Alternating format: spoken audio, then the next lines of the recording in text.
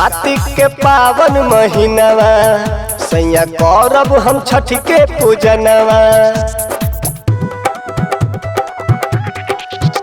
आई कार्तिक के पावन महीनावा सैया करब हम छठ के पूजनवा।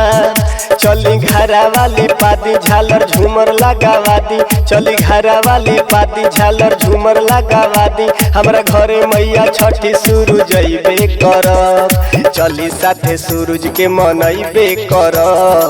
हमरा घरे छठी मैया अइबे करब, चली साथे सूरज के मनइबे करब। हमरा घरे छठी मैया अइबे करब। डीजे मिठू हमरा घरे छठी मैया अइबे करब, अइबे करब।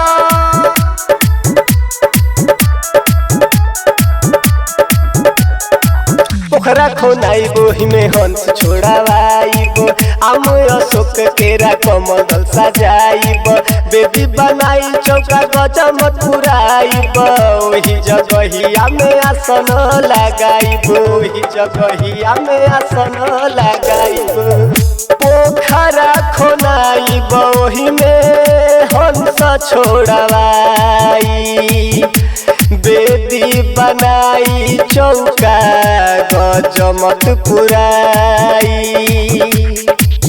मैया बरती तोहार सुनी बिनती हमारे, मैया बरती तोहार सुनी बिनती हमारे। अपना घरे मैया कोसिया भरइबे करब, चली साथे सूरज के मनइबे करब।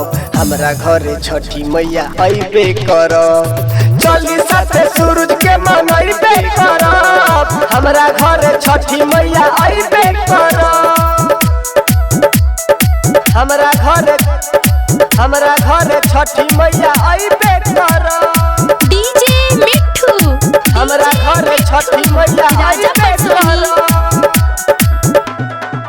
गैया के घिउआ में ठेकुआ बनाइब, उहे प्रसाद मैया अचारा भराइब। लाला सपुरा दी मैया कहीं सिर झुकाई, बझनी के मैया दी नाम छोड़ाई, बझनी के मैया दी नाम छोड़ाई।